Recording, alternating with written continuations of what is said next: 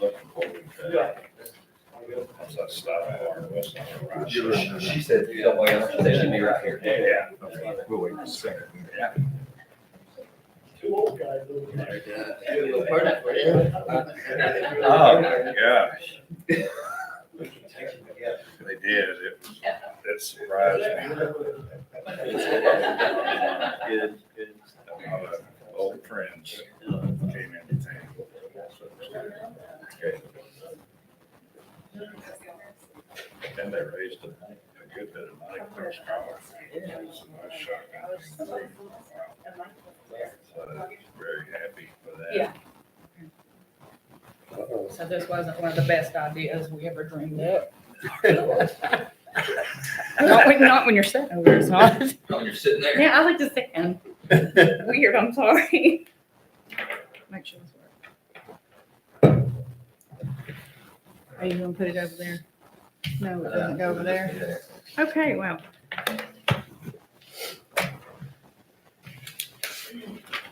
Well, let's go ahead. Alice will be, said she'd be here shortly, so I'll call the meeting to order. Josh? Thank you, Mr. Mayor, council. So today we're going to go over our 23-24 CIP, which is actually, I guess, the 23 through 27 CIP, the 5-year CIP. Also talk about our budget as well today, about what we need to cut, or if we need to increase revenues, how we're going to balance.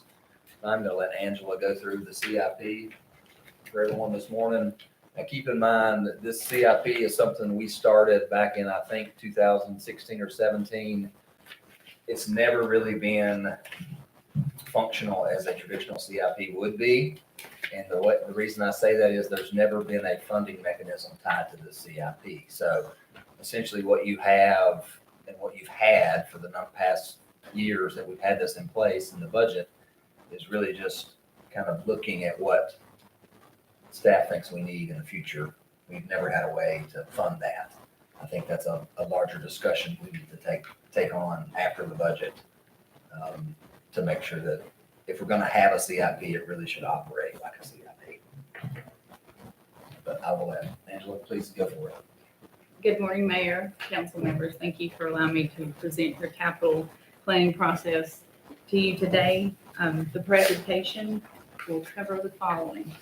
We're going to talk about the legal framework, the definition of a capital improvement program, the benefits, the types and resources, or the types of requests, the process of it in and of itself, and we're going to talk about the 23-24 capital budget requests.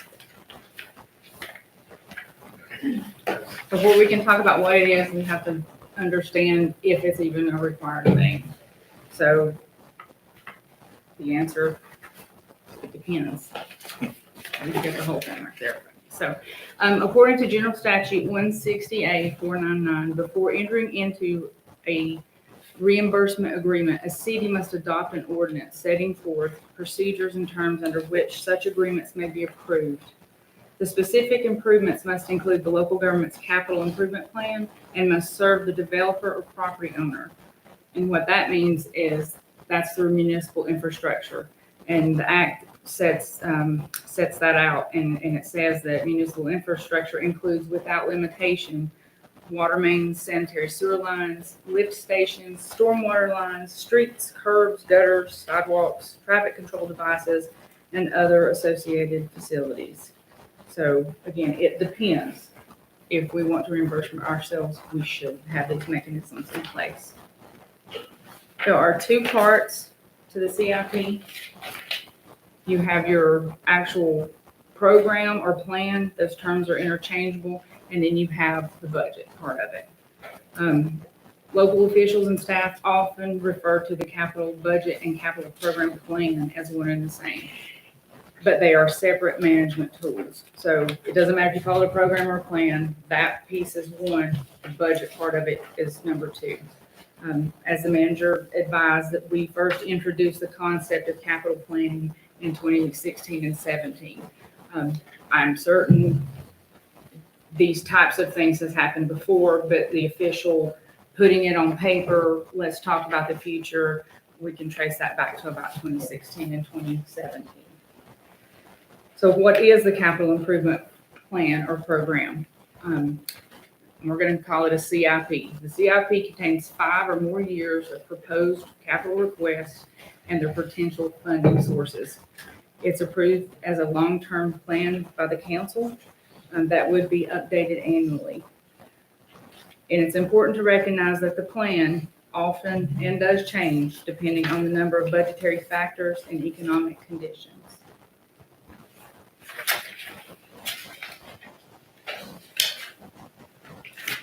So the budget, capital budgeting allows for the use of specific techniques for evaluating and prioritizing capital requests in terms of organizational need, capacity for acquisition, and community input. The capital budget contains funding for the first year projects identified in the plan and is annually appropriated, coinciding with the town budget process. So you have a plan and it has 5, it could be 10 years. I've saw plans that go out to 20 and 25 years. It just depends on the visioning and how long range the council and the community want that to be. So you have the plan, the overreaching plan. We want to do all these things. And then the budget part of it is only the first year. So it is your current fiscal year. So later at the end of the presentation, we will talk about the fiscal year 23-24, just that little section of this entire plan. So that's what we'll focus on at the end. So the purpose of the plan, it's an important management tool that provides a schedule for the replacement and rehabilitation of existing capital assets, which is fundamental to all capital improvement programs. The CIP is a working document and should be reviewed and updated annually to reflect changing community needs, council priorities, and funding opportunities to ensure that the infrastructure exists to advance the community's strategic and long-term goals and objectives. Capital improvement planning helps the town council make informed decisions for the future based on the needs, community goals, council priorities, and financial resources. And some of the benefits is that it synchronizes the capital and operating budgets. It evaluates competing demands for resources based on priorities, long-term goals, and objectives. So oftentimes council may receive requests mid-budget year to fund certain things. It's a tool for the council to point back to say, this is our plan. We hear you, we would like to do this, but we need to incorporate this into our plan. And instead of being pressured or having to make an uninformed decision at the time, it's a tool that will aid you in planning. It would improve communication between the departments. So it's also a tool internally so that we can plan our operations and needs accordingly and be able to communicate that with the town manager. It avoids undue property tax increases. So if we properly plan to replace assets and we have these things on a schedule, then we're not in 1 year replacing all kinds of things that just has not been replaced. So it could aid in that. It will link the strategic and comprehensive plans with your fiscal capacity, and it informs the public about the government's investment in your infrastructure. So when you get down to it, there's 2 types of categories that the requests fall into. And one of them is equipment and the other is projects. So the GFOA, everybody knows I don't like acronyms, Government Finance Officer Association, that's a finance people thing. It's in North Carolina. It defines capital assets as tangible items. So that means things like land, buildings, building improvements, vehicles, equipment, and infrastructure. Or intangible items, which is things like easements or technology, with useful lives that extend beyond a single reporting period. So if you think about something you want to finance or something that you're going to have for a while, some big thing. You may not have that cup now, but a car we're going to have. So here's some examples. Again, capital equipment is defined as the purchase of a tangible item. It's non-recurring and has a useful life of more than I put 3 years, but I discussed with Tammy, we actually have a capitalization in a, what did she call it? It is a system where we, it's like a grade you assign. So vehicles useful, it's useful life. So vehicles are like 7 years, and it depends on the asset, what the asset is and the cost of it and the age of it. So there is an actual calculation, in case anybody wants to know that, of how you determine the useful life of an asset. So you have the equipment and the projects. The projects, they typically have a useful life of more than 5 years and cost at least $5,000. We've always operated on the $5,000 mark. That is a little low in today's economy because about anything, it can cost $5,000. So that is a decision of the council, and it's actually authorized in the general statute. If the council chooses to raise the higher capitalization threshold, then you can do that. The minimum to required for reporting on our annual statements is $5,000. So I think that's why the town always use, if it's 5,000 or more, do that. What I have saw in some of these other capital plans is $10,000. A vehicle, a single vehicle, logically is going to cost more, $10,000 or more. So it doesn't get you bogged down in the nitty gritty of, hey, I need some cameras in here, and they're for $5,000. And I mean, do you really need to consider that, or is that? So that is a decision for later. Just know that you can raise that about 5,000. We kept it at 5, but that's for later. So we have all these things. We know what the plan is. It may or may not be required if we want to reimburse ourselves. How do we pay for things? Well, that's a good question. So 5 ways, 5 types of financing. You've got current revenues, savings, special levies, you can borrow money, or you can get grants and partnerships.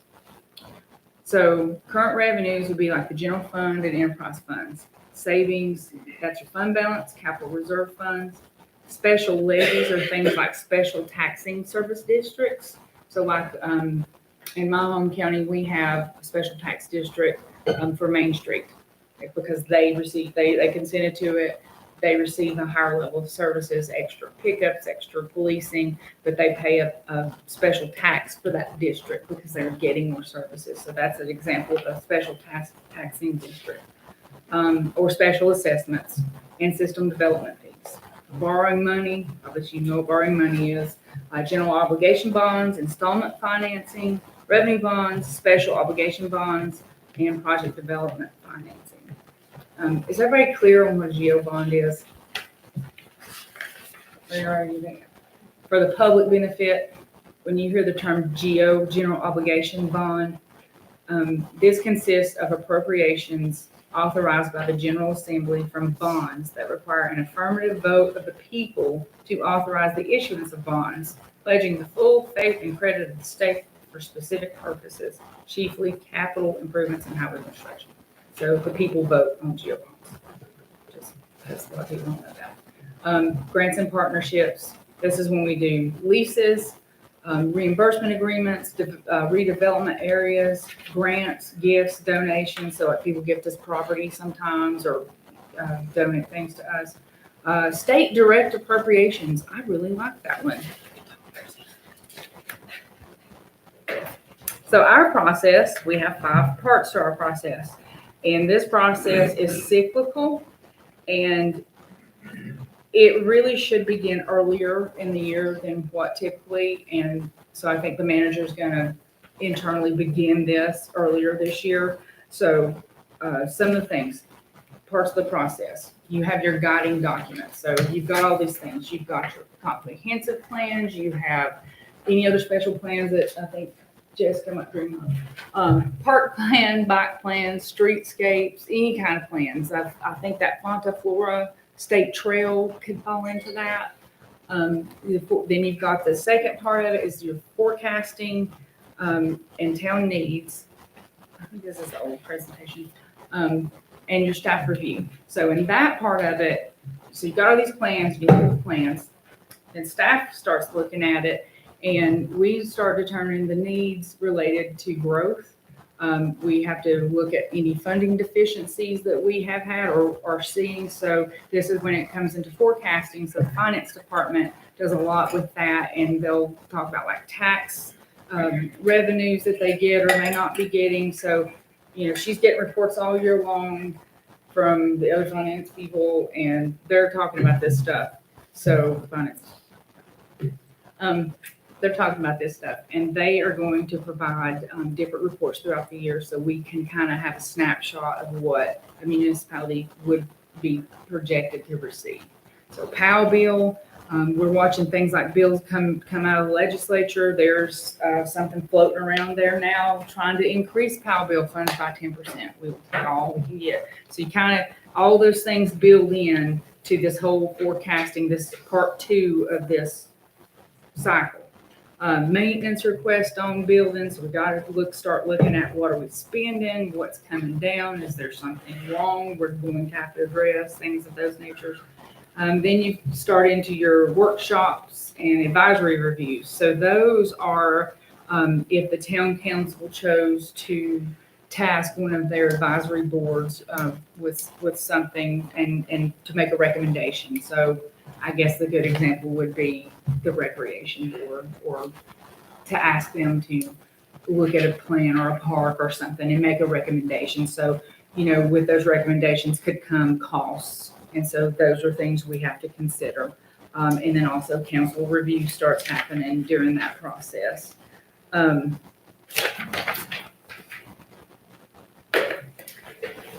then after, and those are your budget workshops also. So it goes all the way in through when you're having your budget workshops. Some projects they come to us that are not in this process. And these may be your projects. This may be something that has came up. Some magic funding has appeared.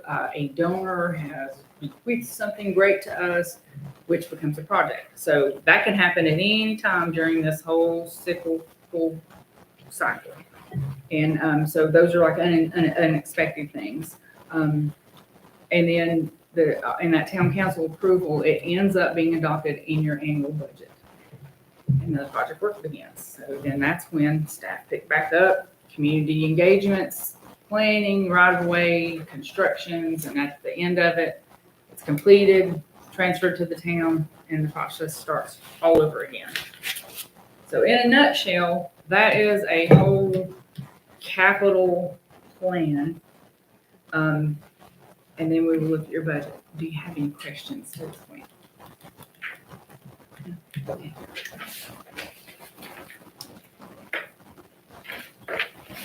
So we have the plan sort of built out. So if you will just focus on your 23-24 column, that is the first column. So this is what the manager is going to request for your consideration of things that you may want to fund or move on out to future years. So this is the admin and public buildings summary. The current project that's in there right now is your AV project for this room, to upgrade this room. Then you have your fire department. Please don't shoot the messenger. Their budget came in at $967,900. And that is because there is a engine 42 replacement noted in there. And they've got some living quarters updates, some operations fees that are in there. So your service truck 4 is in there, and an ATV to convert it to UTV. And the ATV, so there's pictures, I can give you the whole document.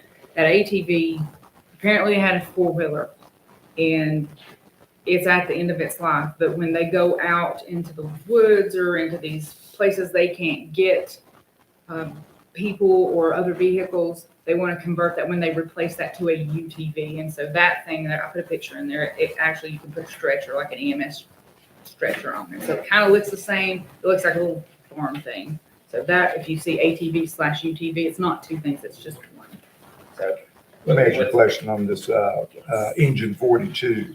So we've been saving money, the previous boards have been putting money aside, which would be in the restricted fund balance, correct? Capital reserve. capital reserve for that. And that is, there's a little, if you can see the little red hash in there, I had a note of where that is coming from. So It's capital reserve fund. What's the figures? How much is in it Correct. after this year? I think we talked about this before, a few months ago. Might have about 800,000 after this year, after we put in another 100. So we're putting in 100 this year, This year that we're currently in, yes, sir. 22, 23. Yes, correct. Okay. And then when we look out here, these others don't have anything going towards them. Maybe not right now, though. I might be losing y'all somewhere. When I go down this column to revenue classification, I see debt financing at 800,000. That should not be the case. That should be operating revenues or other. Okay. This is replacing engine 42? Sorry. Yes. We're actually looking at a stock truck now, because right now the bids that we just got in recently, we're looking at 2 to 3 years before we even get another truck built. So right now, we're, in a sense, trying to put a Band-Aid in our situation by getting a truck that will meet the operational needs, but doesn't fit exactly what Black Mountain needs. Which But those we don't special have any needs- options. Those special needs being, Special needs being the truck that fits in the district and meets the horsepower for these mountain roads. You know, not just any truck is gonna do. We need one that's gonna make it up the hills. If we go over into the settings, some of these fire trucks that are just stock and at a very cheap price, probably won't make it up the hill. Because of the equipment that's on there and the amount of water. They're great for flat areas, but not around here in the mountainous areas. So our trucks have to be custom built. Not only that, some of these tenth of a mile long driveways, we have to have trucks that fit. You know, that we got low hanging trees. After assessing the area, we need trucks that fit the area. So they have to be custom made. But the 800,000 is hopefully going to go towards the replacement for engine 42, which is just something that's going to be reliable. So we have a truck that's not constantly in the shop either. And like I had mentioned earlier last week, you know, we had to borrow a truck from my volunteer fire department I belong to, just so we had coverage in the district, because these trucks are just aged out and they're unreliable. that was because of the truck that we bought in 2017. That truck also has been in the shop due to poor design. Not on anyone's fault here in Black Mountain or at the fire department, that was just the manufacturer. So it had its issues that weren't covered on warranty. So what's the timeline on the custom built truck? Anywhere from 500, so we got one that said they could have it built in 500 calendar days, and then the other one was 1,145 calendar days. So the This- range is in between there. And so those are two. I'm just trying to understand, we're talking about buying a regular truck now and then ordering the custom built for Yes, approximately 2 years from now, 3 years from 2 to 3 years from now. So we might not even be able to purchase anything. Whatever we purchase on a spec, it won't be delivered until 3 years after we, go through the bid process, and whoever wins the bid, 3 years usually from that date. she's, I might be confused now. It's one truck, One truck. not two. Well, if. it Yes, depends- there are two trucks, all right? The 800,000, he's talking about a truck that we can just go, that we can buy now, a demo truck. And that's what we're seeing in fiscal year 23, 24. That's correct. Okay. Now, next year and following years, we're gonna have to talk about how we're gonna pay for those, right? That's probably gonna be financing, would be my suggestion. And I say that because engine 42, $800,000, 5 years ago, that was $500,000. So that price grows exponentially every year. Let me ask the question. So engine 41 and engine 43 are custom built trucks. Yes, To the specs. Okay. Yeah, most of those trucks Okay, are so spec'd you're- out. So what you're Years asking for previous. is for a third and a fourth, so that we would end up with 4 engines, not 3 engines.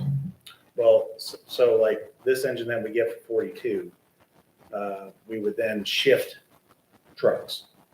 So 42 would What actually do you go mean into a shift reserve, trucks? they would go into a reserve spot. And that truck that's almost 40 years old, we would get rid of that. Okay, but, Which one's for you? okay, almost 40 years old, that's engine 43. and so if this is a custom-built truck and we've been putting aside money for quite a few years, right? It begs the question, well, why didn't we have this truck ordered?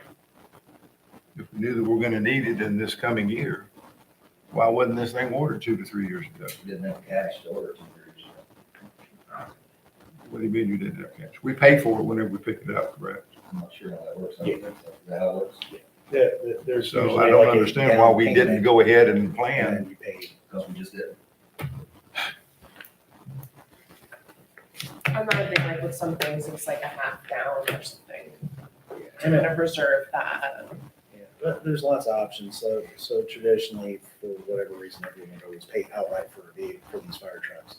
But I believe financing is more of a better option, because then, like I had mentioned before, and what we mentioned in the retreat, is that these trucks, that they don't have a good resale value after a certain point. And they're a work truck. Yeah, but their life is 20 years. Yeah. At least. And we can get, and you can get an extension to 25. So I'm just trying to think about spending money. I know. You know, because it's good for you to come up here and tell us all this stuff, you know, and that's your wants, but unfortunately, it doesn't necessarily have to be our needs. We've got to figure somewhere to come in between. But we're in the business of saving lives, so it's just what price do we put on that? We feel like this is our need. I do think that 40-year-old truck needs to go. I think we all agree on that, right? It's time for the 40-year-old truck to be retired. Yes, yes. So it's just a question now of what's the best interim solution until we can get the truck you really want, correct? Correct. So will this interim truck work for our community? Will it go most of the places you need to go? Yes. And we've got 2 other trucks that could fit that bill if we needed to get up into Charmeldy Acres, if we had to get up into the top part of the settings. Yes. So if we're going to be looking at trying to order a new truck and having to go into debt for another $800,000, why are we looking at buying a brand new truck when we could go ahead and get a used truck somewhere to cover that 2-year period in between That's what we're doing right now with this stock truck that we're looking at this point. for 800,000? Yes. We're going to get a new custom built for 800,000. I don't quite follow that. Trucks are going up right now over the past. So you're saying this is, Everything's that this is gone up a used 50%. truck? Yes, it is essentially a used truck because it is a demo truck. Well, that doesn't mean that it's really that old then. No, it's not that old. So what I'm trying to get at is that why can't we look on the marketplace?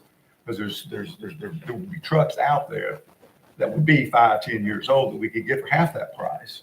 And then in 2 years, when we have to pay the big money, we move this truck back into reserve. We've been looking since I took the job here last year. It's taken this long to find these vehicles. There's just nothing out there. You know, there's shortages and staffing at the manufacturing plant, so they're not producing as fast. That's what's. So even the used stock is very limited. Oh, yeah. Mayor, really quick on ordering the truck last year. You have to do a purchase request in order to buy a vehicle, not anything that's over $1,000 limit. And we can't do a purchase request if we didn't have the funds available. So if we didn't have money set aside, several years back, then we can make budgets to do the purchase. Truck, we can't purchase a truck with $700,000 or $600,000 2 years ago. No. And that's, I don't understand that. I don't know if we did that 2 years ago. I don't understand how you can't order a vehicle when you've got, even if we had to go ahead and pay them $600,000 as a down payment. It's That for the doesn't, total amount, right, Penny? Is that what you're trying to The say? purchase request has to be for the total amount, because you're recovering those funds that the town owes that. so where's his purchase request? Who determines his purchase request? We do the purchase request, the department's turning in purchase request for anything over $1,000. And then we turn it into a purchase order, so they can buy it out. And that is a state requirement, you have to encumber the funds, so they can't be used on anything else. I can understand them being encumbered, unencumbered. Yeah, But- so if the money's not there for us to encumber, we can't spend it.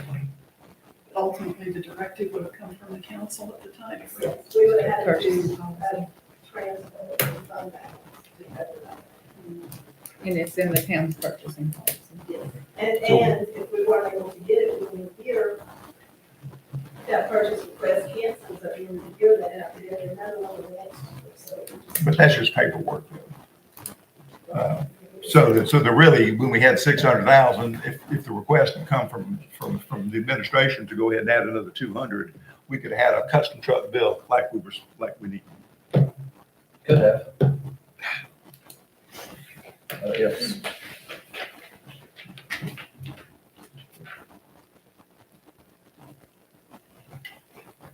Any more questions on this fire department number? Thank you, Chief. Angela, how are you doing? So your golf fund, there is no capital plan this year. There was some requests. It's already been moved out, to next year. So that is 0 this year. The planning department has some requests. A and B, that is the former Riverwalk Greenway, so that it's now 2 different federal projects. 9th Street Bridge replacement. Jessica, that's the last one we looked at, 105. It is. Yes, okay, sorry, my numbers are tiny. So 9th Street Bridge replacement's 105,000, and those are the 3 things you have. So $638,841 would be capital request for that department. Let me ask a couple of questions on that. Okay. On this, we're into, because I see where they're building the sidewalk out there at the school.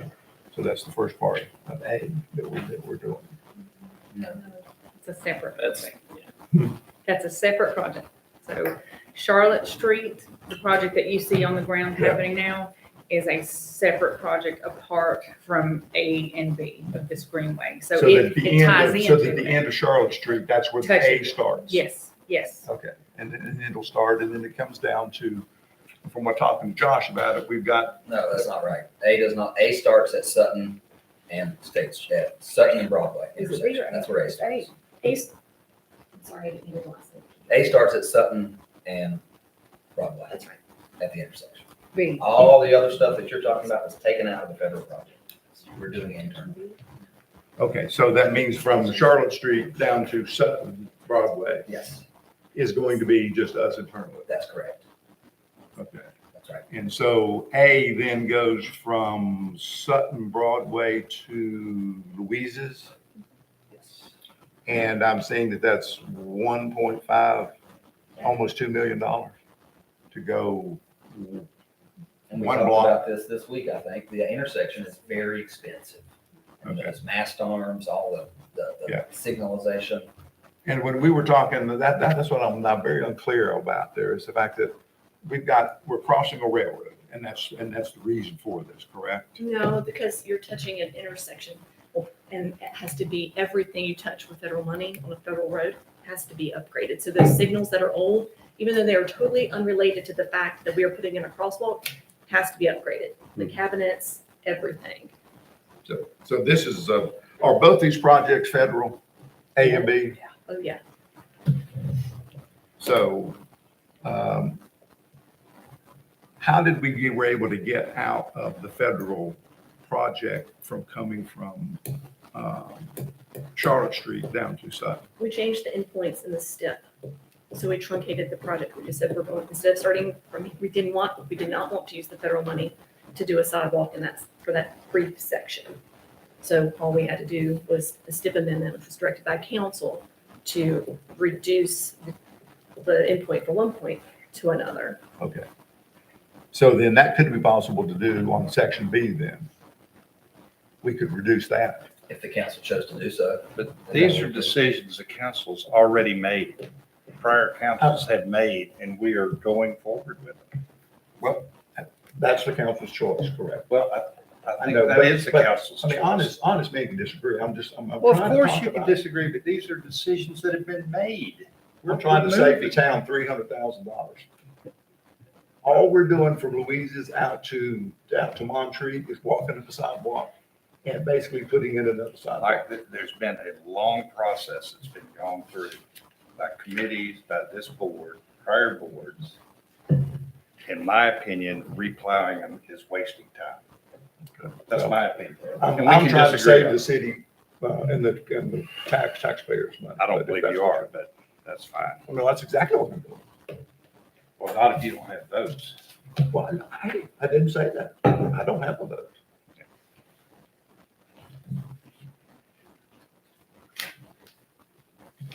Are there any other questions? I have one quick question. I know we're looking at 23, 24, but in the 24, 25, the Gray Eagle Bike Boulevard, is that the expansion of it? Or is that, 32,000. since we're just implementing that, For It should be in this year. we have. should that have been moved over to this year? That should be at 23, 24. Okay. So the number is correct, just. That's remember the correct. number. Okay. And if you recall, I think at the last, I'm confused on which meeting we talked about this in, but I told you that instead of doing a capital project fund for, a small amount of money, we were just gonna let it roll back in and then just rebudget this upcoming, which is what we're doing. Because we're not able to get it finished before June 30. Okay. Thank you. Yes, thank you for Thank you. pointing that out.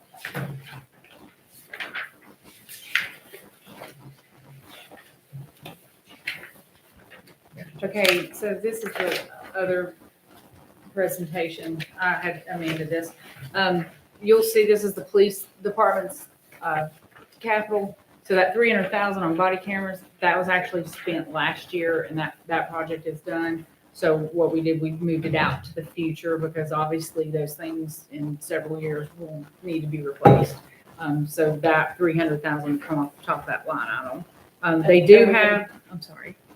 And we can put it in future, there would be a replacement. Thank you. Sorry to interrupt. No, that's totally fine. Vehicle replacement, the budget's listed at $202,000. And if you have questions about the vehicle replacement, Chief Parker can come up here and talk. I think he's already presented that to the council. So this is the one, Chief, to where you're going on an 8-year cycle. That's why it's costing over $1 million to go over an 8-year cycle. Yes, sir. So I'm pretty sure I sent a payment plan, a schedule. Overall, what I'm proposing is going to be a cost savings. Yes, it costs money. It's an investment. But if we were to go on a 14 or 15-year cycle, we'd end up paying more money maintenance-wise, which, but yes, this is what that is. So it's going to be the same amount of money. And then we're going to have to tie up and No, keep this $1 is- million. This in. proposal's less money.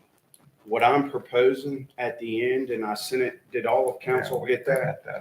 It's 400,000 less on what I'm proposing at the end of the cycle.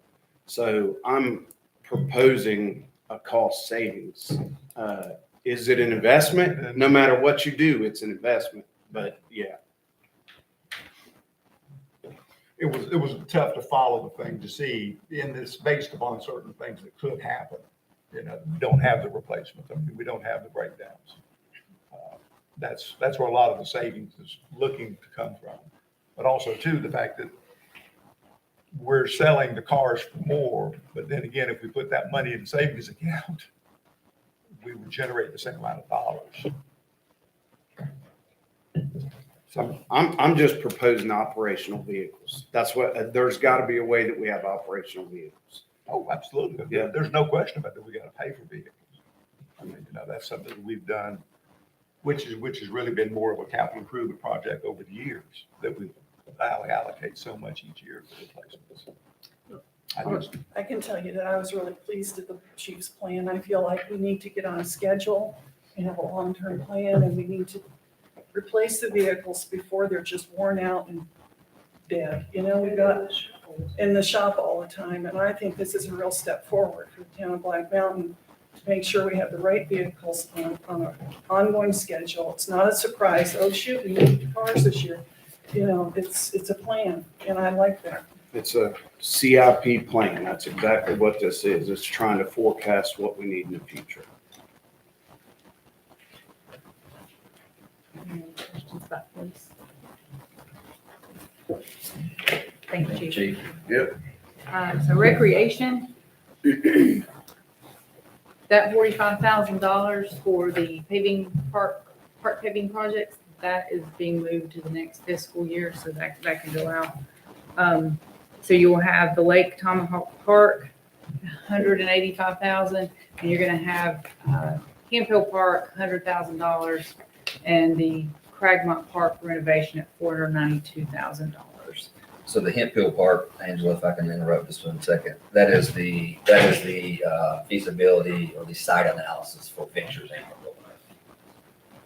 and What was the amount of money that was taken out for park paving projects? 45. Well, yeah, it goes to the next year.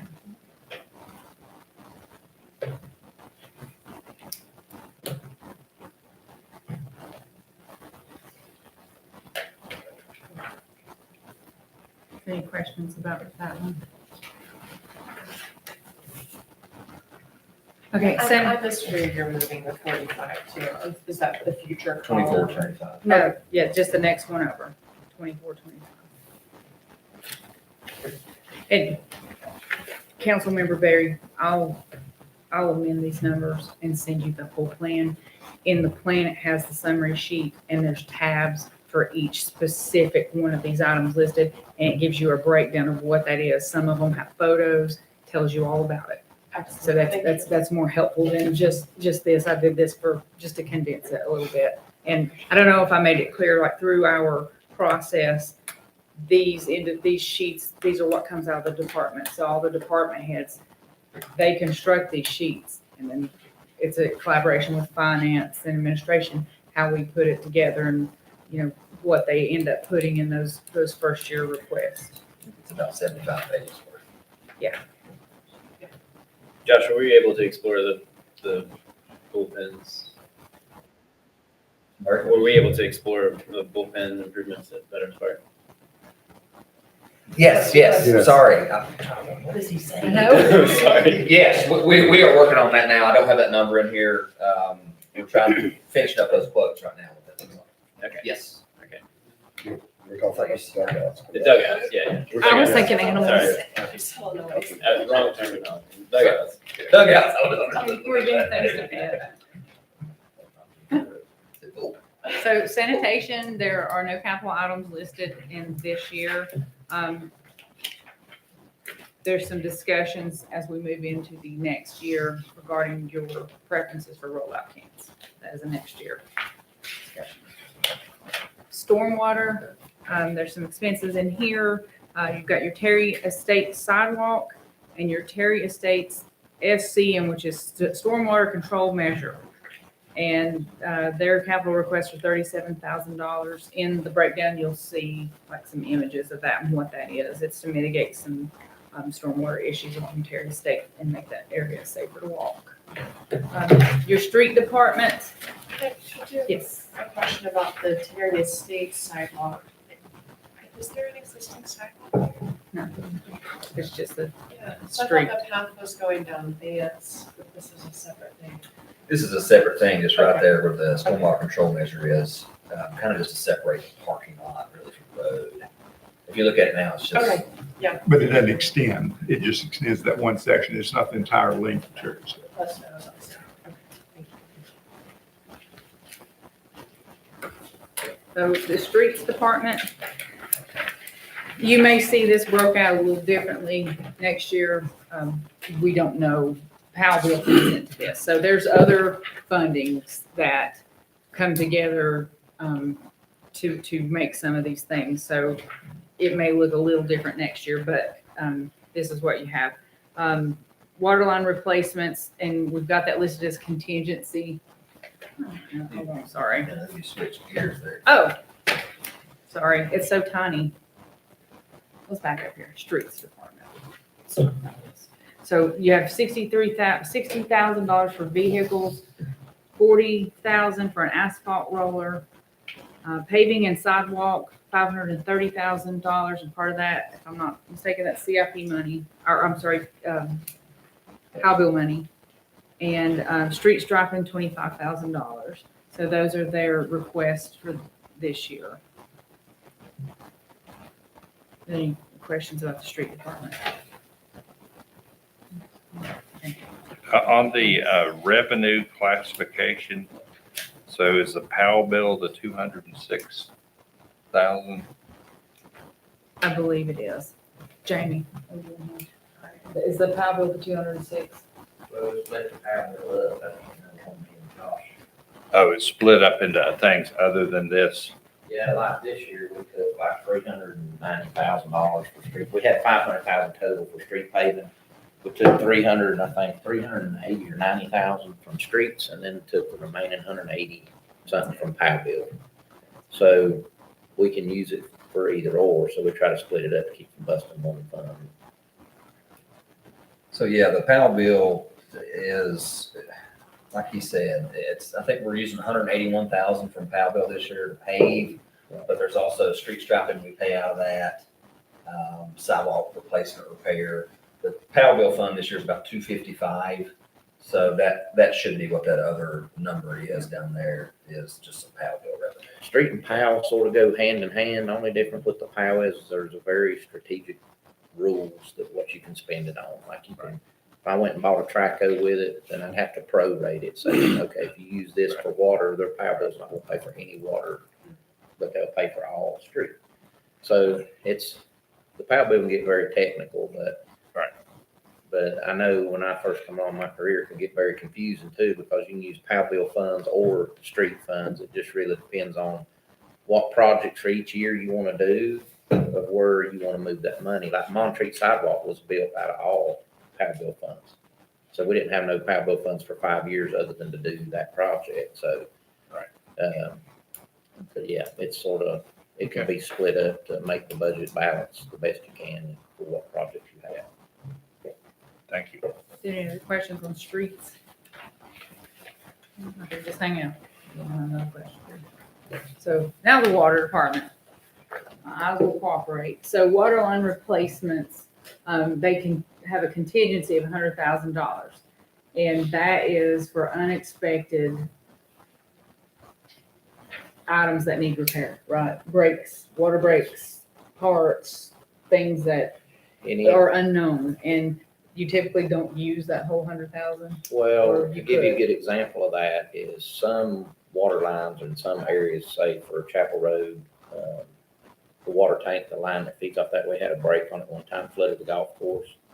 We didn't have the equipment to get in there, so we have to use outside contractors for things of that nature. It's got bigger equipment, bigger track codes, stuff we don't have. So that's just a contingency to pay these for stuff we can't do, pay the contractors for stuff we can't fix. And any unused at the end of the year goes back into the general fund for No, next it goes year. back into fund balance. Goes for back water in the fund. fund balance, yeah. Sorry. Thank you. Then you've got the Black Mountain Estates water line replacement, $100,000. Old Toll Road water line replacement, $200,000. General water system maintenance and upgrades, that's $81,000. Jamie, what was in that?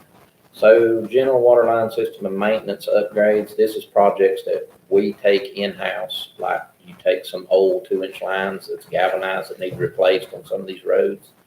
We take that funding and try to use that money to upgrade some of these lines and bring them up to where they need to be. And we use a lot of our GIS technology for that as we dig lines up through the year and we see how many breaks we're fixing on a certain line. It gives us the knowledge to know that line needs to be replaced by type of line, age, how much money we've spent on it, things of that nature. So that money's just basically general maintenance and upgrade. So, I'm gonna skip AMR for just a second, because I know there'll be questions. The vehicle replacement, the 94.5, they had actually asked for 2 and 1 was kicked out. So this is to replace a truck. It's basically our main water supply truck that we use to repair leaks around the clock, 24 hours. It carries all the materials, carries the crew when they come in, pulls the track out. So yeah, the one we have is a 2008 model. It was a first year Ford truck when they came out with twin turbo. It's had all kind of issues. It's cosmetically in pretty rough shape because of age, and we've had a lot of antifreeze leaks, a lot of coolant issues, you know, and yeah, it's in dire need of replacement. That was from that truck. And like I said, there'll be descriptions inside of the other sheets that you'll receive. And the AMR, that's automatic meter reading, $300,000. Take it away, Jamie. So we started this a few years ago in the process of replacing the meters with automated meters, which I think you all know the story, so I won't beat a dead horse on that. But we're approximately halfway through the project and probably got 2 or 3 years left. When I got a number this year for the budget just to finish it out as a whole to be done, it was about $600,000. So of course, trying to, you know, cut the budget down as much as we can, this is a number we come up with to get us 3/4 of the way through. And then what that'll do, of course, when we get there is we'll take a month worth of meter reading and cut it down to a week and a half, you know, and then, so what ain't automated, the meter reader still has to go out and read manually. So that'll get us to a point where his job of reading meters manually will free him up to do a lot of the stuff that's never been able to be done, like, you know, go around and insulate these meters in winter, you know, fix meters that's got burnt washers. I can go on and on and on with just the general maintenance stuff that needs to be done that will free that person up for that, or other stuff that needs to be done. If he's called up, it'll give us a free hand. So by ordering these with the 300,000, that should put us about 3/4 of the way done with about $300,000 remaining at this point, because this stuff has went, since inflation, those meters have went up tremendously to where they're over $100 a piece now, and they was around 70 to 80 when they started this. So who knows next year, but you know, that's the projected number. It would be about $300,000 if things stay the way they are now. But Are there any other questions on the water? Hooray, you made it to the end. So the total, if my math is correct, adding back in the $32,000, thank you, Jamie. The total capital budget request for 23-24 is $4,262,741. And that is the request. And a couple of those items are paid for by ARP fund. That's correct. And some of those items are in like capital reserve fund, like the Greenway stuff we talked about. Those are not being budgeted. Because that money's already there. And it also, you know, the 1.5 million, that's the total cost. That's not budgeted.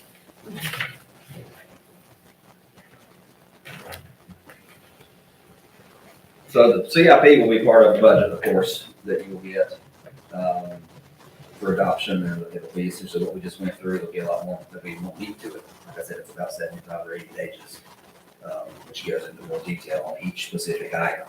So that's the CIP, and now I would like to talk about what we're gonna do for balancing budget. Let me ask a couple of questions first before we get there, because balancing the budget is going to be dependent upon the revenue. And I'm just looking in here on the stuff that you gave us last week in here on, you know, the ad valorem taxes. We see how that's going up some. And then I look down here at the local sales tax. And from 2021, it increased about 10%, then 21, 22 about 6%, and this year was projected to increase by 4%. But when I do the math in here, it looks like that you've got figured in there about 20% increase. Amy, you have a conversation with Mike this week about this. We come up here and talk about Yeah, it. I sent an email, Naomi, that I didn't get that email. I I'll pull I don't it. know what it is. I'm meeting with the IT people today. They didn't get that. Hold on 1 second and I'll pull up the email so I can.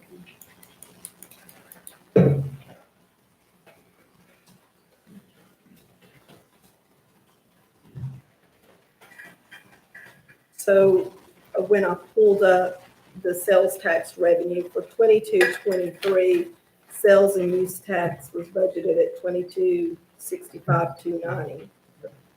The proposed amount for 23-24 is $2,510,000, which is an increase of $244,710 or approximately 10.8%. The projected change from the League of Municipalities based on state trends and distributions is 6.3% over the current year collections. And this year we've collected $1,558,000, $1,558,372 through February. The average collection is $200,000 a month. If we use the current average collection rate and budget based on our actuals for this year, it would be approximately a 4.6% increase for the 23-24 budget. 4.6, okay. Mhm.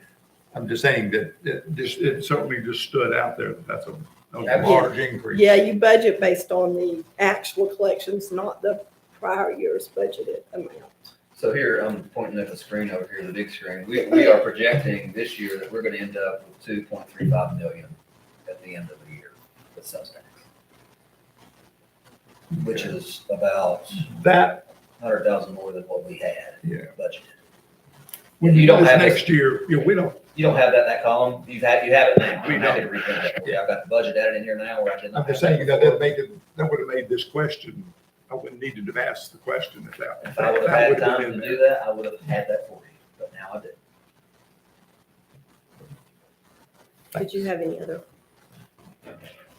revenue questions that I need to stay for?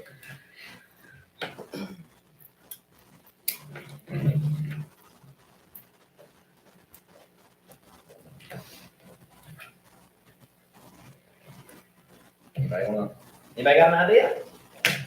Josh, I'm looking at this budget balancing handout, those Yes. part of the packet here. And just so I understand, so our current shortfall is 418,263 if we're appropriating 600,000 from the UFB. Unassigned fund balance, that's correct. The total listed here with personnel and capital is 1.3 million. And so the 418 and the 600 is a little over 1 million. That's correct. Am I misunderstanding where that other, or I don't, where's the other 300,000? I don't know if that matters for this Okay, conversation right now, but okay. So this is, oh, okay, so we're not looking at the 1.3. essentially what you're looking at here, Councilmember Hay, all this stuff is kind of your new personnel, your new. I see. stuff I see. For this budget. Okay, so those two numbers aren't supposed to add up together. No. Okay, I got it, I As got far as general fund goes. this is Yeah, not yeah, any other fund. it. Okay, perfect, thank you so much.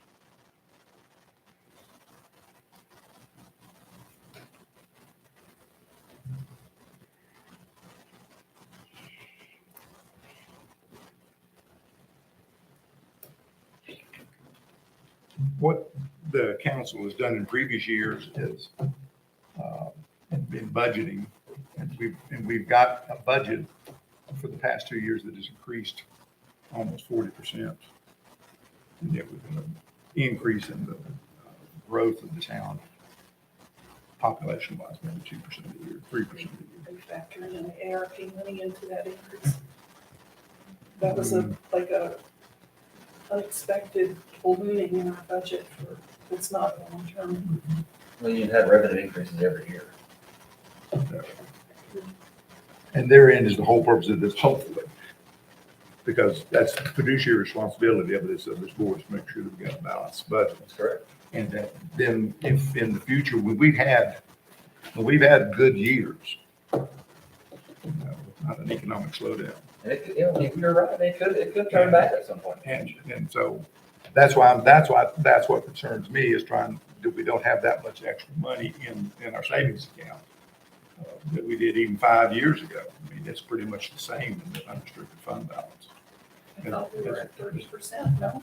We're above 30%. Above 30%. We have to be, yeah, 30%. No, It's I a percentage, agree. it's I not a- agree. And it was that way 5 years ago. I'm just trying to say with the amount of money that we've made because of extra permits, sales tax, houses and everything, you know, we haven't built that cushion up above. You want it above 30? Well, I just think it'd be good to have a savings, you know, more savings in the event that something happens down the road. That's what I'm trying to. Well, I think our savings is tied to a percentage of the total budget, right? It's 30% on something. So as the budget increases, so does that savings percentage, right? Because it's a percentage, the bigger our budget is. the I'm a more big fan of savings too. We're well above our 30% and the state requires 8%, right? So Correct. That's I'm not exactly right. at all in favor of running the savings down to nothing, that's for sure. I'm a big fan of Yeah. savings. It's just that we need to keep in mind that it's going to be harder if we do get a slowdown to try to maintain what we've got without having to lay people off. Yeah, I guess, I mean, that's the backside of it, some expansion is that if something happens, it's an issue, you just have to deal with To it. deal with it.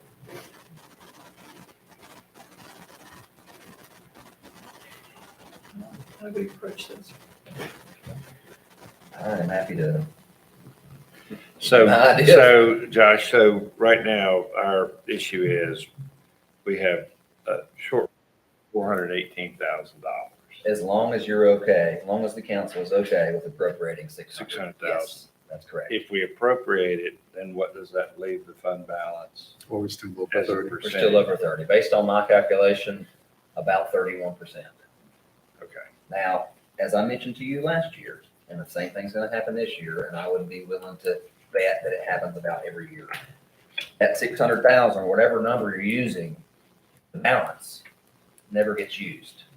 And I say that because it's on paper. You know, when you get into actual revenues and expenditures, it is very rare that we exceed expenditures. Revenues are always more, our expenditures are always less. That has typically not been an issue for us. I would be willing to bet this year, last year we balanced with 604,000. We won't use that. Won't use it. Right now, based on what we've looked at, we are considerably below what our budget right now, expenses are considerably lower than the actual budget. So not only do we have this $600,000 to use, but historically, we could expect to not use all of that. That's correct. Well, as I've been looking at this week, I went back to the retreat priorities that we came up with. Which I have for you here on the next page. Awesome, thank you. You know, we spent the better part of a Saturday reviewing options and discussing options, and finally came up with the top 5. Appreciate the staff, a lot of staff was there too to help with information, and I guess, I feel like if we're gonna spend that much time doing it, we gotta factor them in, those priorities into our discussion today. Or really, what's the point? So, as Josh mentioned, they're over here on this page, and implementation of the Parks and Recreation Master Plan, updating the fire equipment, waste and recycling reduction programs and parts. Facility needs assessment, the master plan for the Hemphill and Black Mountain Ventures properties. So that factors into a couple of these on the budget balancing sheet, correct? It does. So just starting at the top, for sure, that full-time waste reduction person Mhm. position, would be included in our priorities. That's the way I see it, if you all agree. Programming component. Yeah. The emergency response vehicle would come under the fire, That's actually police. that's police, I'm sorry. The Hemp Hill Ventures made it to the top 5. And the space needs study was part of the top 5, correct? It was.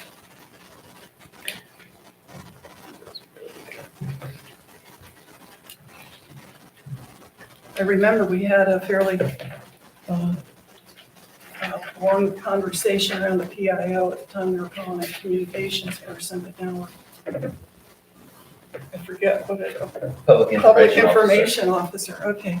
I remember we had a conversation around that, and it felt like we all agreed that that was a huge need and that we needed to do that.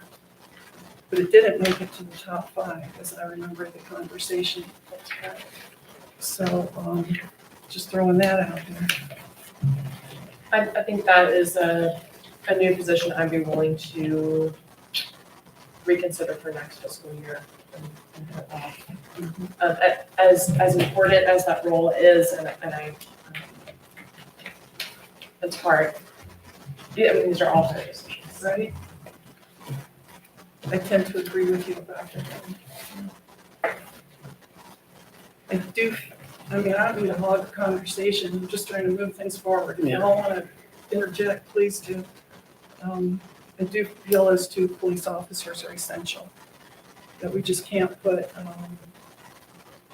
them in jeopardy by being understaffed and the townspeople in jeopardy by not having adequate staffing. And as the chief shared with us, the needs are continue to grow. So I would be in favor of including those 2 officers. I think the officers should stay.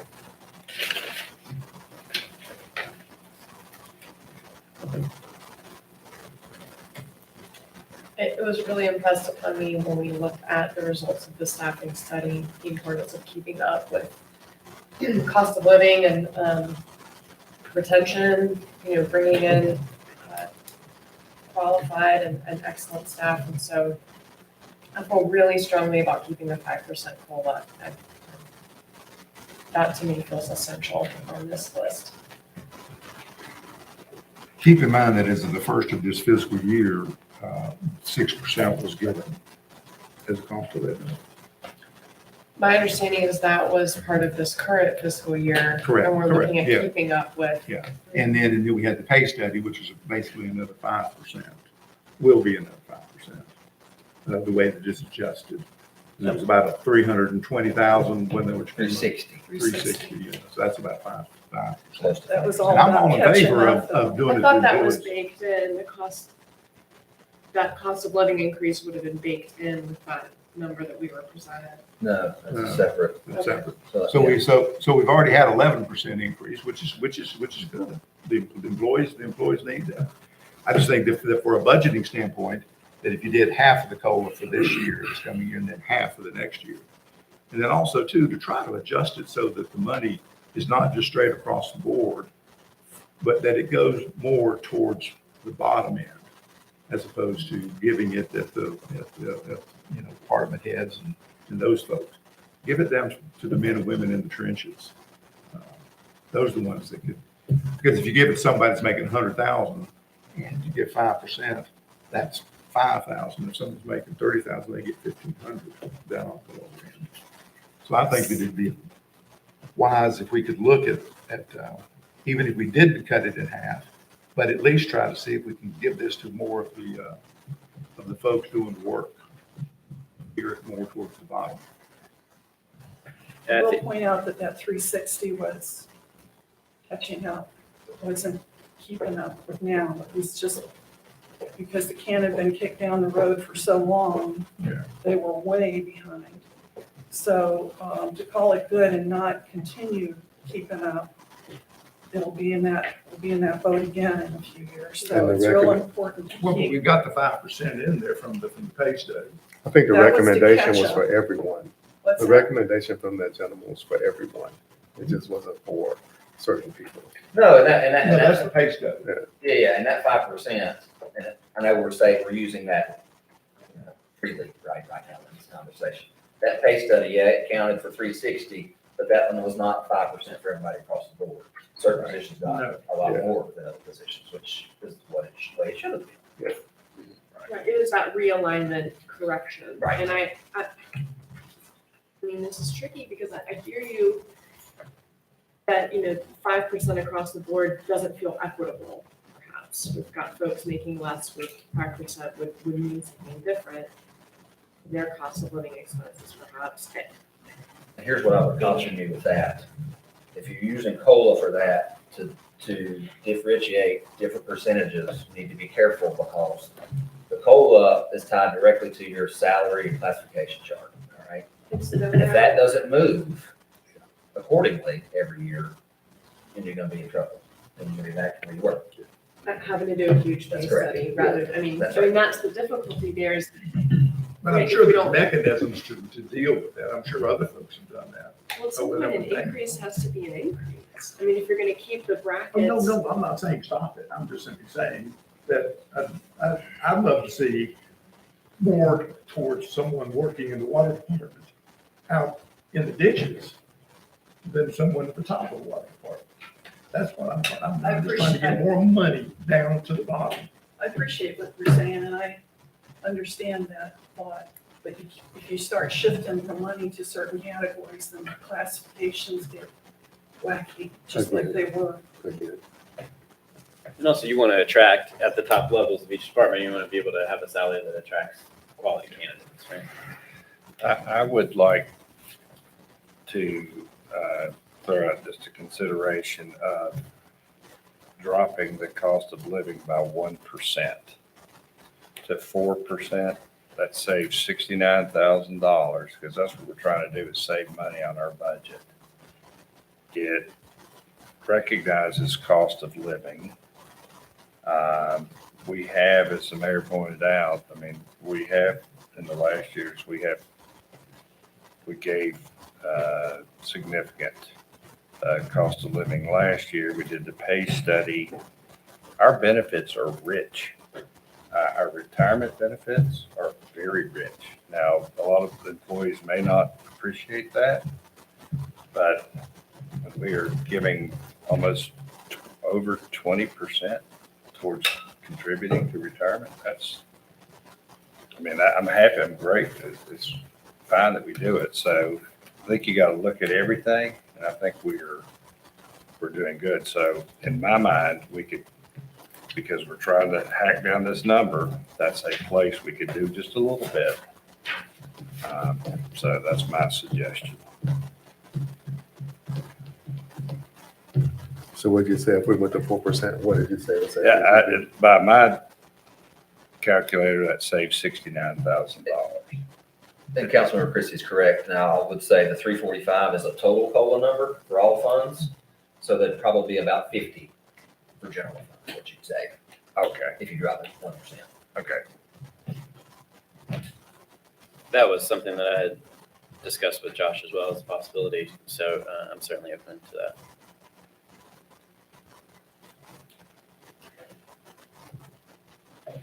Also, I know that the space needs study was one of our priorities outlined in the retreat, and I certainly want to honor that.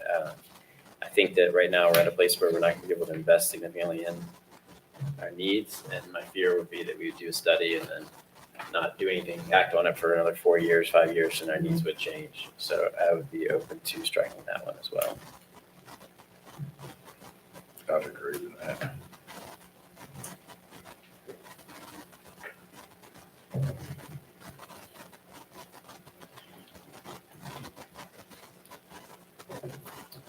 I'd also be curious to hear from Josh or. I'm happy, we've had some of these discussions internally. We can, we're okay with striking the emergency response vehicle for PD. Is that the one you were gonna equip like a SWAT vehicle? Just pushing that another year. We're also okay with striking painting here in the town hall inside at 10 grand.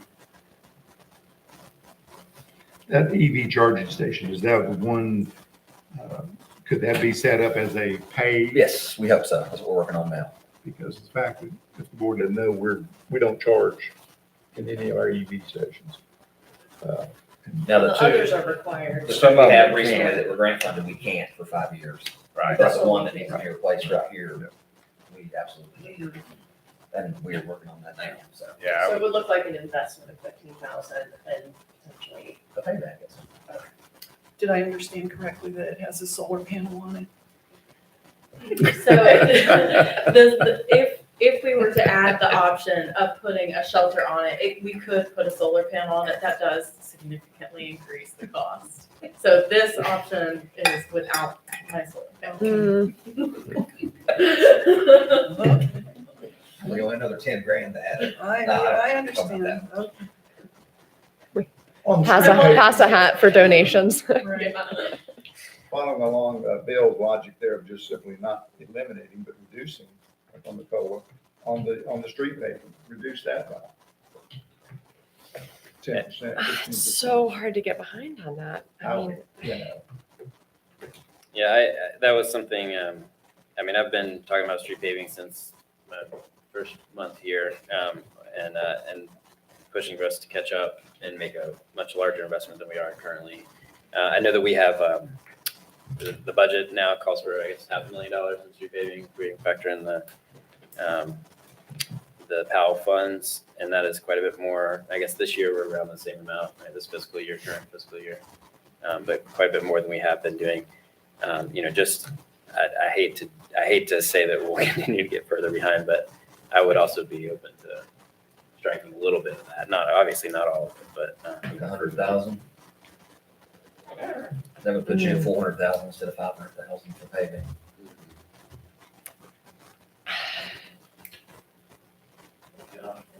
You can say, please. Yeah. Absolutely. Just because this council was here to give you a little bit of back history on the schedule, you can see, that, of course, I'm going to go with whatever y'all vote for. About 5 or 6 years ago, I done a paving study, municipality about our size. We were budgeting $100,000 for years, in the first 5 years, and it wasn't keeping up. We were 15, 20 cycles, we're about in town, north side, south side, has a lot to do with weather, and you really dig into everything. At that time, people like the bar, with the same size, the sort of same big traffic and everything, but in $600,000. We were getting to where I couldn't even, so to make our paving assessments that we do every 5 years, which I'm in the middle of one right now for this year's budget, that's being done as we speak. What it does, it rates these roads. You got 2-lane roads, you got single lane roads. Well, 2-lane roads is gonna cost a lot more. But what happens when that funding is there is when those bigger priority roads, it's gonna cost more money. Come up to be paved and the assessment saying, hey, it's to be paved in bad shape. Paving's real logistical. You can see a pothole and say, well, it's gonna cost this, but it ain't really the road itself, it's the base underneath. But if you get into that, it's gonna cost you a big amount of money. So, with that being said, when it would come time to pave this road, the funding will be there. Because it just wasn't there, because it wasn't approved, or we were behind anyway. So I'm having to sort of raw figure to pay Paul and find other roads to pave in our budget. When this road's ready to be paved, I can't pave it. So if you don't pave that road, then every passing year, it's the fund is gonna cost more and more and more. So I just say that $100,000 was only paving of single lane roads, back off in the middle of nowhere, but didn't get any of the main thoroughfare coming in town done, say like Paddy Town that we done this year. So after that, we moved up to $500,000. Yeah, we're on track now. So, we've getting a lot of paving. We got Old Lake Gap paved this year, got Paddy Town paved, getting ready to do Tomahawk, all of Tomahawk around the lake. Our last road this year should be done the next couple of weeks. I'm afraid that with inflation going up, if we do cut it, then we're sure gonna go back to where it was, and then the assessment's really gonna just be sitting there and doing no good, when we don't have the funding to pay the rest of the savings and anything. If I didn't confuse anybody, but the assessment's really worthless without the funding. When you get that assessment, would you make sure that we get a copy of that, please?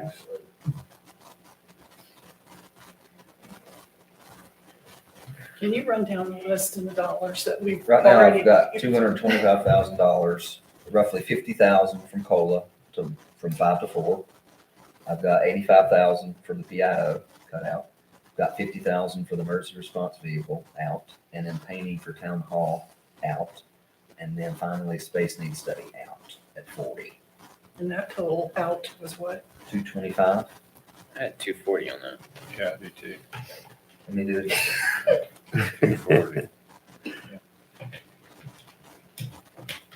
Was that the difference between the That COLA, was, general fund versus, I had 50 for COLA. oh, okay.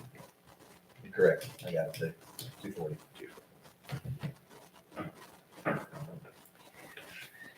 So another 200, a little less than 200, Another 180-ish. another 180.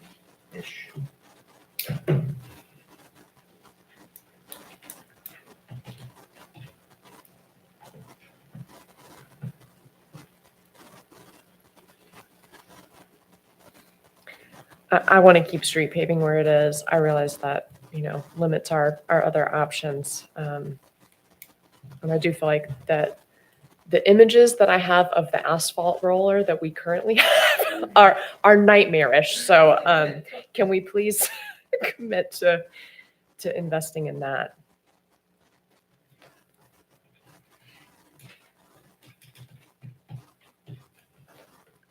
which F-250 are we talking about? Are we speaking of here? For which department? I'm sorry. On the F-250?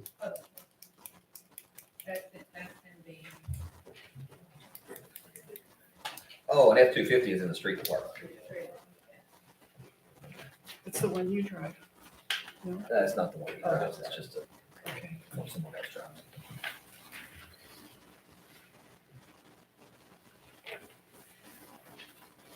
If you cut paving 100, I know there's not consensus on that, but that puts you at 340. Which means you need to find about 80 after that, if you do cut the street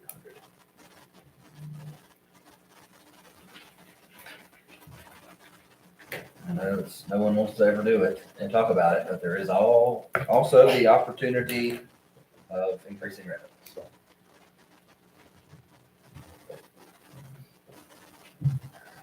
I've been thinking a lot about this problem, especially around taxes, increased revenues. I think the unfortunate reality of reason why we're having to make these decisions, really for the first time on my board, since I've been on part of the board, and previously it's just kind of worked out that we've been able to balance the budget, is that for many years, the reason we're in this situation, for many years, we were only paving a little bit of the streets. We were underpaying our staff, and we didn't act when we had a pay study 10 years ago, and we got further behind. We weren't investing in new fire trucks. We were afraid of debt. We haven't raised taxes, but once in 30 years. Is that right? in my calculations in minutes, yes. And One time the last time the taxes were raised here were 2010. According to the minutes of that meeting, it'd been 20 years.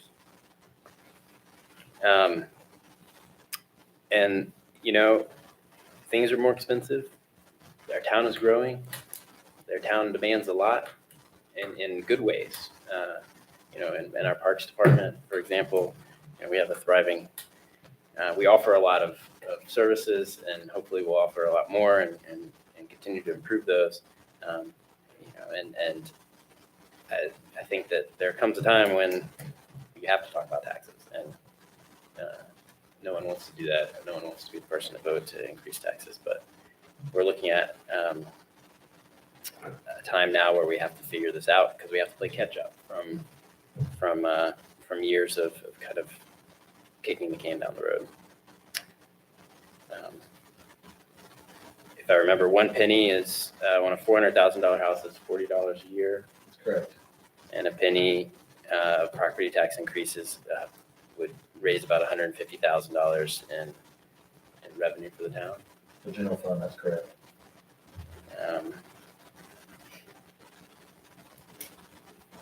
But if you did a penny and a half, you almost made up you pretty much made up your deficit that you have right now. Right at it. Without cutting those things. Without cutting anything else. Yeah, and my fear is we can keep cutting stuff, and we could probably get down to where we don't, we can balance this budget by cutting stuff. But next year, we're gonna have to, we can't cut things forever. We're gonna be cutting again, and that's how we got here. When it comes to different revenue option, property tax does feel like the most equitable version of that. Looking at the assets that folks have. As opposed to fees such as waste fees. Right. And we are very, we're lucky to have, to not have a waste fee right now. Especially sorry. You do have one in there for $2. Oh, adding the, we haven't had one. But that's significantly different than the county, for example, which is $22 Yes. a month. Yes. To be able to offer that service to the community, I think is important, and but it's expensive, and the reality is that it's going to be more expensive as time goes on.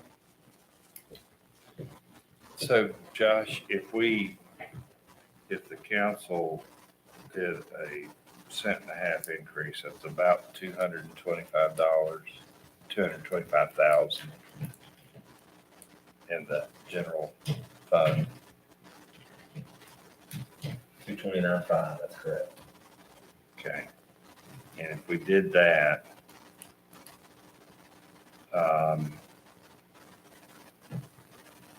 then we would. I think you're fine. If you do that, Councilman Christie, I feel pretty confident I can massage the numbers where we can save another $10,500. Why do you have to get 10,500? Well, so the total, That would put us over, I think. so 240 is what I'm sorry. Yeah, it was 240 without Yes. cutting paving. Yes. Without cutting pay. That's right. Sorry, I thought there And was. so then that would actually put us above. That's correct.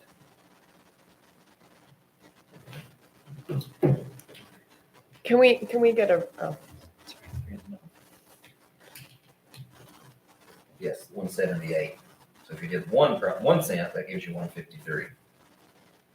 So we have to cut about 28 more thousand somewhere. If you do a penny and a half, then you're obviously going to have excess revenue, which we need to you appropriate less fund balance. Where's Yeah, the- that some of these things that Or we you just add got. that. what's the 178? So the 418 we're short now, minus the 240 leaves us with 178. If I'm doing my Okay. math right. Yeah. And 1 cent, one penny would be 153, which would leave you. Gotcha. We've talked about we've talked about a $25,000. penny, we've talked about a penny and a half, and we're Yes. kind of Yes. on either end of our deficit, given the proposed cuts. I would suggest a penny and a half and then less from fund balance, and that gives us a little more flexibility. So I just wanted to point out that we are the lowest tax rate municipality in the county. And I believe that even a penny and a half, we are still the lowest. Correct. And we provide services that other municipalities do not provide. We have a swimming pool, for example, and it's better recreation opportunities than some of them. So, it's not a popular thing to do. I get it, but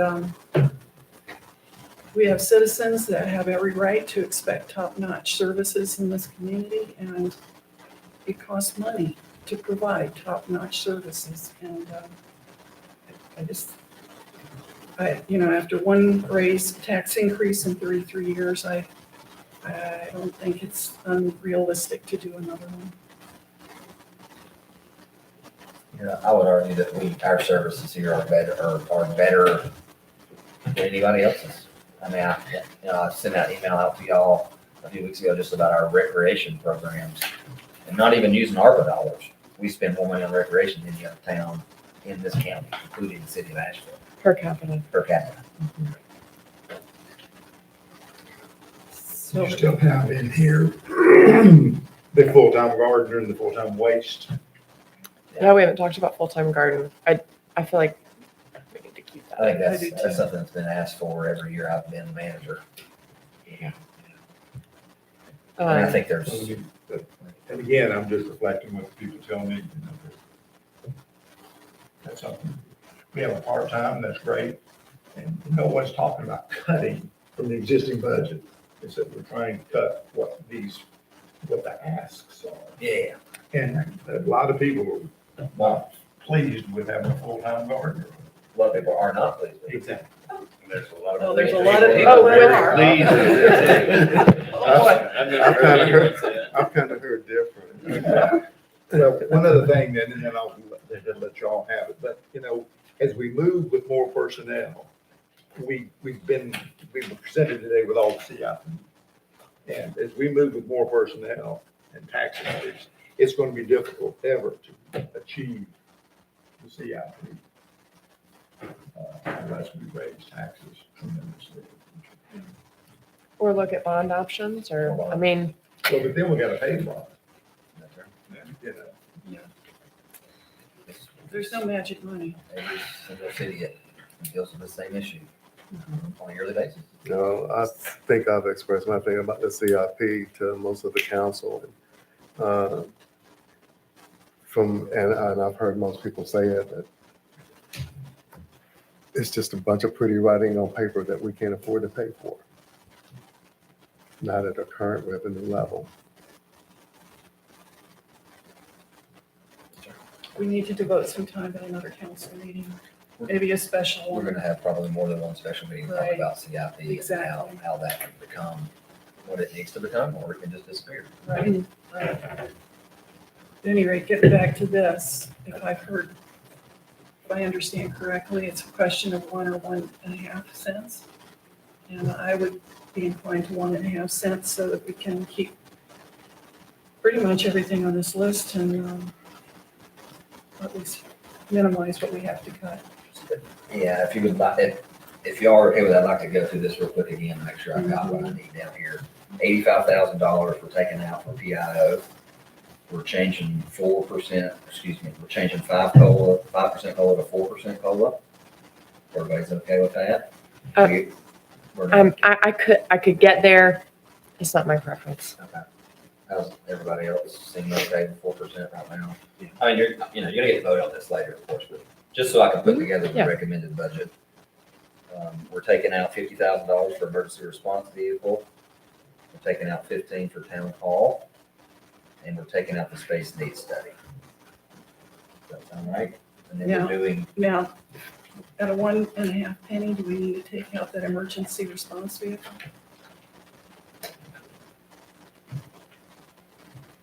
No, because we still have, about 69,000. Yeah. 50,000 at least left.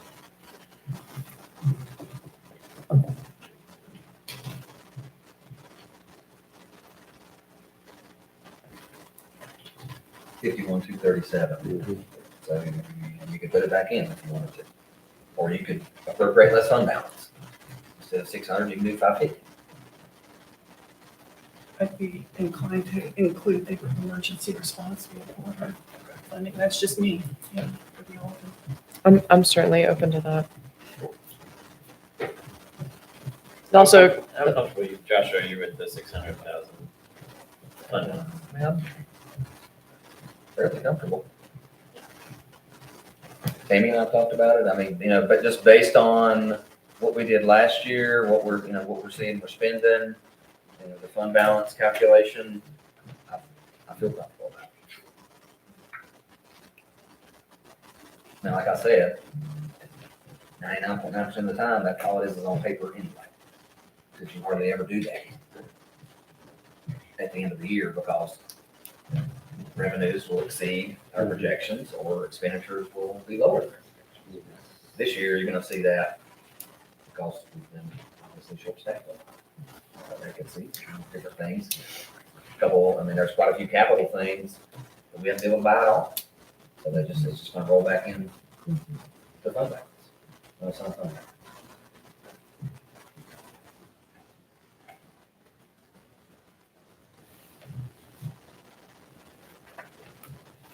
I agree with Pam. I would be inclined to leave the emergency response vehicle.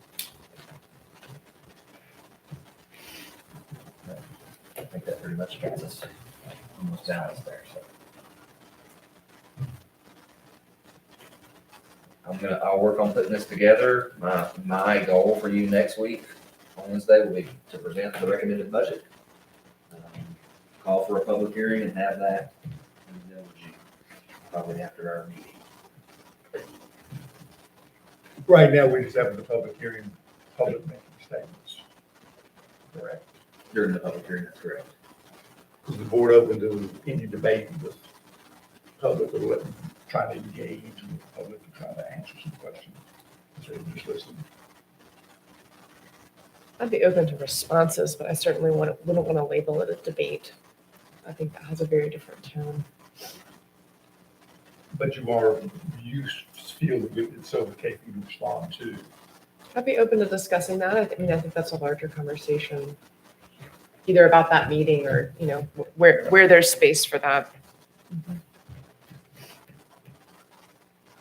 I'm not really clear on what you're suggesting. What are you asking us to do or thinking about? Someone comes up and speaks and asks us a question. Right now, it's just a comment. We don't respond. We say thank you and just to let them, at least if they ask a question, to get some kind of an answer. I guess I would be inclined to close the public hearing and then we can respond to any questions we choose to, but not in the moment. A back and forth seems. Just throwing it out. Yeah, I know. People ask me about it. I appreciate that, but that would be my preference. My fear would be that it would turn into this huge back and forth, which we don't need. I think it would become confrontational, not on our part, probably on theirs. And I don't think that would be appropriate for this setting. I just think a town hall meeting to discuss stuff, like what Doug and Al was asking. And somehow, if we don't even do it then, maybe try to do it sometime in the future at a different location so there'll be more people. I would be up for that. I'm going to move forward with planning to offer those from time to time, and would love to, see if other folks are interested too. Good. Yeah, I also get folks asking for more opportunities for dialogue, not just in an email or meeting, one-on-one meeting situation. So I hear that. I could also, it would be fairly simple to create some sort of mechanism for folks to submit questions before the meeting, if they have them, and then you all could choose, to respond to those. We could do something, put something on the website where they can fill out a form, submit their questions, and then you guys could have those in front of you during the meeting. I love I can do that. Yeah. Excellent. Is some of the money in the budget for redoing the website?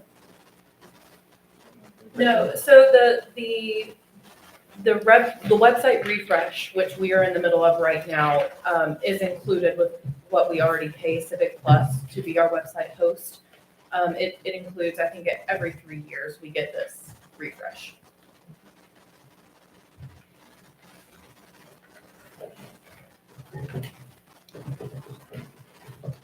Anybody got anything else? If not, meeting adjourned.